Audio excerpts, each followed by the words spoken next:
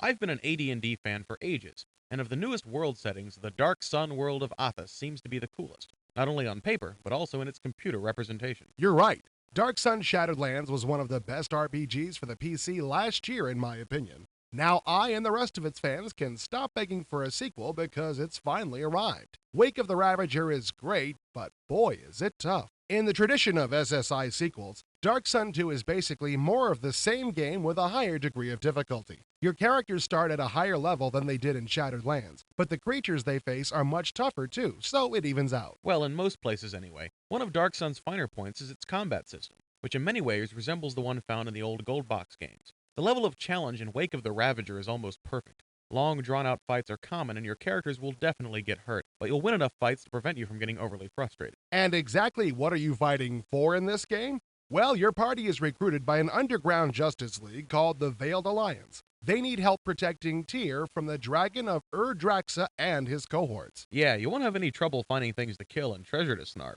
A good part of Tyr's government turns out to be completely corrupt. Uh-oh, political references. Run for your lives. Yep, there's butt kicking to be done, but your party is more than up to the task. There's a bunch of character races available to you, including uncommon ones like Mull, Half-Giant, and Thrykeen. You'll also find a new character class unique to Dark Sun called Psionicist. A lot of variety is possible in any party. I tend to load up on magic users when I play campaigns with my friends, and doing that in Ravager is a perfectly good strategy. In the first game, where your characters were low level, fighters seemed to be a better choice because they could deal out far more damage in a fight. Now, with the incredible amounts of spells that clerics and preservers can cast in Ravager, they will prove to be the heart and soul of your party. Kaboom! I have a feeling that our audience is beginning to think that this game is nothing but combat. What's wrong with that? Well, as bloodthirsty as we both are, we have to also concentrate on non-combat portions of Ravager. When you're not mauling living organisms, you're exploring and doing favors for townspeople. There's so many NPCs here that I wouldn't be surprised to find someone I know in the game. Like in many RPGs,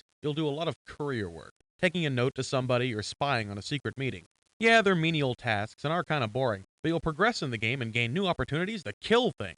If any of these screenshots look remarkably similar, it's because the seamless interface of Dark Sun allows for combat, conversation, and exploration all to be done from one perspective. The game always looks like this. This isn't anything incredible, it's just a bit more convenient and a bit faster. Believe me, it helps. Although, once you leave the main screen, say, to do some inventory management or healing or something, you'll find yourself performing 100,000 mouse clicks to do anything. Not a big deal, but we get paid to find little annoyances like that. All of SSI's games nowadays look good. Ravager is no exception. Actually, save for a couple of animations here and there and some new character portraits, it looks exactly like Shattered Lands. Characters are well drawn, and there's a surprising amount of detail packed into those little 1-inch sprites. Yeah, I was surprised how fast the game moved with such high graphic detail. Granted, the version we're reviewing is the floppy version installed to hard disk. I'd expect that Ravager might run a bit slower off the CD. I think we've covered everything, right? Yeah, that's about it. Well, I think it's safe to say that people who play and like SSI RPGs have yet another title to keep them busy. I mean that. Ravager is addictive. You'll play for hours just trying to get past that really tough part. Don't forget to eat and sleep. Can't argue with that. In fact, I'm going to go play it right now. Folks, if you play AD&D and are familiar with the Dark Sun world, this is one game you've got to get. Did I mention that you get to fight a lot? We'll be right back after these messages. Interactive Entertainment is the world's #1 selling CD mag, and now you can have IE delivered to your door every month and save up to $60 off the newsstand price. Our reviewers give you a guided tour of the most current releases, letting you know which games are must-haves and which ones deserve a leash.